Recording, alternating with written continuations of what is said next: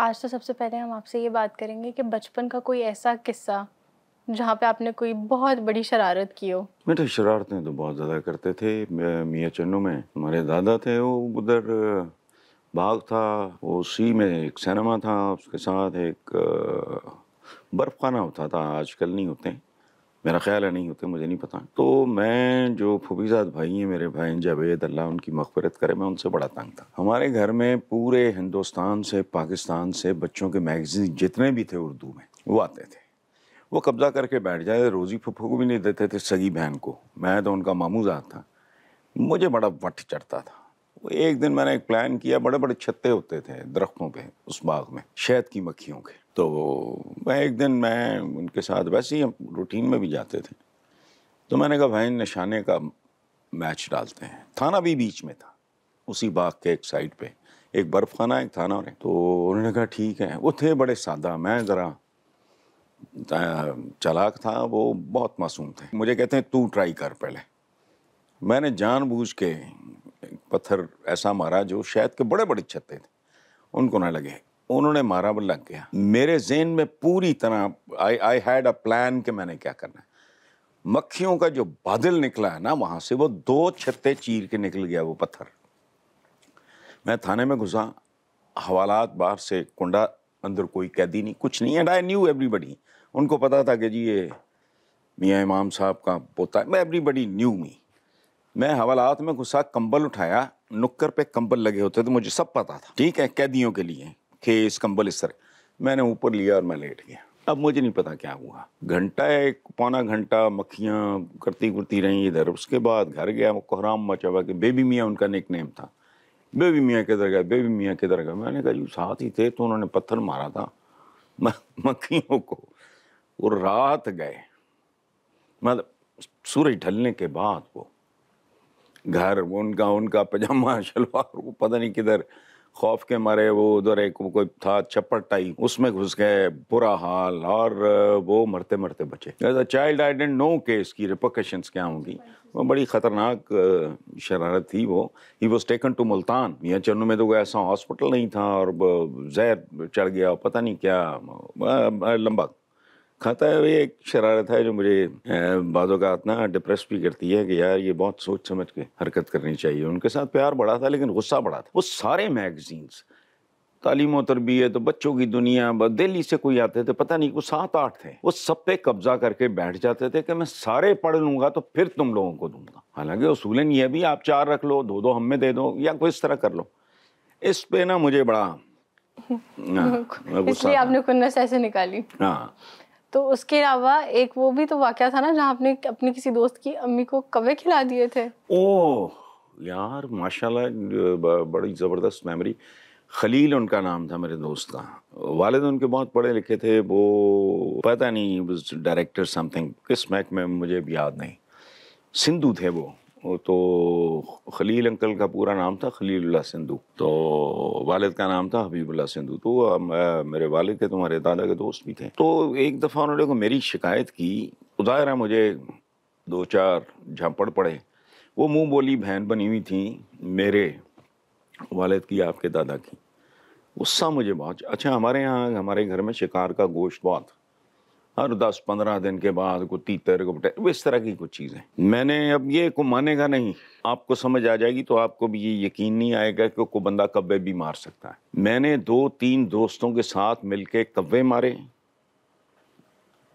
چھت پہ چڑھ کے خود اس کا سالن نوکروں کی مدد سے بنایا، ڈونگے میں ڈالا، ان کے گھر جا کے کہا کہ جی روٹین میں جاتا تھا وہ ہر 10-15-20 دن کے بعد۔ اس زمانے میرے پاس بھی تھا کہ کوئی ایسی چیز بنتی تھی تو پڑوسیوں کو، یا ان کے ساتھ تعلقات تھے بہت اچھے۔ اب ہو گیا، انہوں نے کھا کھو لیا۔ اب مجھے سکون نہ آئے کہ پتہ جب تک نہیں چلے گا کہ کھایا کیا ہے، میرا انتقام پورا نہیں ہوگا، سمجھے؟ پھر 2 دن کے بعد میں نے خود ہی بتا دیا، میں نے ان کے بیٹے کو بتایا خلیل کو، میں کہ یار تیری امی کو میں بدلہ لے لیا ہے، ان کو کوے کھلا دیے ہیں۔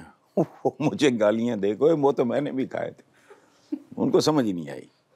بس پھر وہ شٹل کاک برقع پہنا کرتی تھی، پھر وہ گھر آئیں گے اور ہاں بہرحال اس طرح بیٹا بچپن ہوتا ہی اس طرح کی بونگیوں کا نام۔ اچھا پاپا، ابھی ہم دوستوں کی بات کر رہے تھے، تو a person is known by his or her company. اس چیز کے اوپر what is your take? بیٹا یہ بہت پرانا انگریزی کا محاورہ ہے. as you know, a man is known by the company he keeps, but now it has become irrelevant. ہمارے بہت سے محاورے انگریزی کے بے تحاشا محاورے irrelevant ہو چکے ہیں. ایک زمانہ تھا کہ کمپنی میں آپ کا چوائس ہوتا تھا. میں کسان ہوں, فارمر ہوں, میں نے اپنے ادھر رہنا ہے, پسند کے لوگ میں ان کے ساتھ دوستی. اب آپ لوگ یا اب for the last so many decades, years, پرانی بات ہو گئی بہت. اب آفیسز میں آپ کے پاس رنگ برنگے لوگ ہوتے ہیں, یعنی you spend 8 hours with them. وہ تو آپ کی پہچان نہیں ہے. You understand, وہ آپ کی پہچان نہیں ہے, چونکہ وہ تو ایک کنڈیشن ایسی ہے نا کہ آپ کولیگز آپ کے جو بھی ہیں ان میں سے کون کیسا ہے یہ وہ اس سے آپ کو جج نہیں کیا جا سکتا. یا تو وہ بہت جو پرائیویٹ فرینڈ سے آپ کو کیا جائے. دوسری بات, اس سے آگے چلا گیا معاملہ, وہ کیا ہے, اس دنیا میں جس کا موجودہ وجود پچھلے 500-600 سال کے اندر ہے, اس سے پہلے نہیں. ہم سیپینز جو ہیں we were like animals, چھوڑیں 600-700 سال, کچھ بھی نہیں, پچھلے 500 سال کی تاریخ ہے آپ کی. اب بندہ پہچانا جاتا ہے, وہ پڑھتا ہے یا نہیں پڑھتا, پڑھتا ہے تو کس قسم کی کتابیں پڑھتا ہے. وہ چوائس کی کمپنی ہے. ٹی وی ہے, پہلے نہیں ہوتا تھا, وہ کس طرح کے ٹی وی پروگرامس دیکھتا ہے. آپ اپنی سوسائٹی میں دیکھو, آپ کو بہت جو چیپ قسم کے پروگرامس ہیں, ہنسی مذاق والے, مسخرہ پن, جگتیں شکتیں, اس طرح کا آپ کو اکثریت جو ہے نا وہ اس طرح کے پروگرامس کی ویورز ہوتی ہے. اس سے پہلے ریڈیو تھا. ریڈیو میں لوگ کس طرح کے پروگرامس سنتے تھے ان سے پہچانے جاتے تھے. اس کی زندگی میں پریورٹیز کیا ہیں. اب چونکہ دنیا بالکل مختلف ہو گئی ہے, یہ آج سے 500-600 سال پہلے کی دنیا سے 100% مختلف ہیں. اور میرا اللہ آپ لوگوں کو صحت زندگی دے, آپ دیکھو گے آفٹر another 50 years آج کی دنیا کے ساتھ اس دنیا کا کوئی تعلق نہیں ہوگا. میرے ہوش میں ٹیلی فون لگنا, ہمارے گھر پہ جب ٹیلی فون لگا تھا زندگی عذاب ہو گئی تھی. لوگوں کے وہ رشتہ دار باہر ہوتے تھے, گیٹ وے ہوتا تھا, کال بک ہو رہی ہے, پھر اچھا جی کل آ جائیں فلانا ڈمکانا, اس طرح. اب ہر بندہ پاؤں میں چھتر نہیں ہوتے چج کے. میڈس کو میں دیکھتا ہوں واک پہ, ٹھیک ہے کپڑے شکستہ, چادر ٹھیک نہیں, لیکن سیل فون ہے ہاتھ میں. اب it's a different world all together. ہمارے یہاں گیت ہیں, بتی بال کے بنیرے اتے رکھنی ہیں, اندازہ لگاؤ. اب نہ بنیرے رہ گئے نہ وہ چراغ رہ گئے. So it's a different world. اس لیے اس کے پیمانے بھی بدل گئے ہیں. پریورٹیز اب بے شمار ہیں. ایک زمانہ تھا, ابھی کل کی بات ہے, کل میں آپ کی آپی عائشہ بخش کے پروگرام میں کہہ رہا تھا کہ یار ڈولیاں ہوتی تھیں, کہار ہوتے تھے, لٹھیت ہوتے تھے, برچیت ہوتے تھے, پینجے ہوتے تھے, روئی دھنتے تھے. آج کے بچوں کو تو ان کا پتہ نہیں لٹھیت کیا ہوتا ہے, برچیت کیا ہوتا ہے, ڈولی کیا ہوتی ہے, کمہار کیا ہوتا ہے. اچھا حل ہوتے تھے, آج حل دکھائی نہیں دیتا. ماشکی ہوتے تھے جو چھڑکاؤ کرتے تھے یہ لیدر کی مشکوں میں پانی بھر کے. تو یہ اٹس اے ڈفرینٹ ورلڈ. اس کے اب جان پہچان کے طریقے بھی مختلف ہیں. اچھا ایک بندہ ہے مثلا آپ کی جنریشن میں تو سیل فون رکھتا نہیں, وہ سیل فون کا کیا استعمال کرتا ہے, اس بچے کا آپ کو اس بچے کی اوقات کا پتہ لگ جائے گا. ٹھیک ہے, اس طرح کی بے شمار چیزیں. اب وہ پیمانے بدل گئے ہیں. کہتے ہیں نا man is known by the company he keeps. تو کمپنی تو بہت طرح کی بھی ہو گئی ہے نا. کس ٹائپ کی موویز دیکھتا ہے کوئی. میں ہسٹوریکل موویز دیکھتا ہوں مثلا. اب تو میں نے وہ بھی چھوڑ دی ہیں چونکہ ان میں بہت زیادہ وہ آ گیا ہے ٹیکنالوجی کا. لیکن بہرحال that is the way I look at it. غلط بھی ہو سکتا ہے. ہر جنریشن کا آئی تھنک ایک ڈفرینٹ پرسپیکٹیو ہے.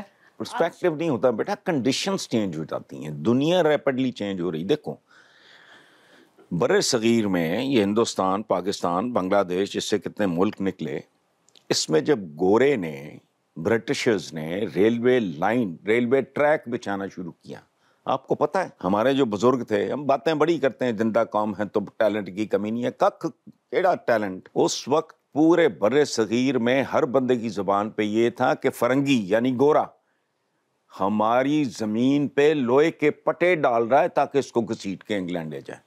یہ اوقات ہے. جب وہ شروع ہوا تو پھر وہ پتہ کیا بات تھی, زبان زدیں عام, کہ عام آدمی یہ سمجھتا تھا کہ فرنگیوں نے, گوروں نے لوہے کے ڈبوں میں جن بند کیے ہوئے ہیں. وہ سٹیم انجن تھا نا, بھاپ نکلتی تھی, کوئلہ ہوتا تھا بیچ میں. جو کوئلہ کھاتا ہے اور ابلتا ہوا پانی پیتا ہے جنات، اور وہ باہر نکلنے کی کوشش کرتے ہیں تو وہ انجن. سو یہ لیول تھا ہمارا. فورٹ ولیم جو کالج ہے وہ اردو پڑھانے کے لیے انہوں نے ہم کو دیا. میڈیکل کالجز کا کوئی تصور نہیں تھا. ایگریکلچر یونیورسٹی جو ہے لائل پور کی، جس نے بہت کنٹریبیوٹ کیا، یہ وہ سارا کخ بھی آپ کے پلے کیا تھا. ادھر باتیں تو بنی ہیں. تاج محل تھا، ہمایوں کا مقبرہ تھا، میں نے سارے دیکھے ہوئے. یہ شاکار تھے بس. اور جتنا پیسہ لگا تھا تاج محل پہ بتاؤں تو ہوش اڑ جائیں. وہی آ گئے یہ مراسی ٹائپ حکمران. وہ جو جینون رولنگ ایلیٹ تھی وہ تو ختم ہو گئی نا. اب یہ للو پنجو آ گئے ہیں، حرکتیں وہی ہیں، مائنڈ سیٹ وہی ہے. سو اس لیے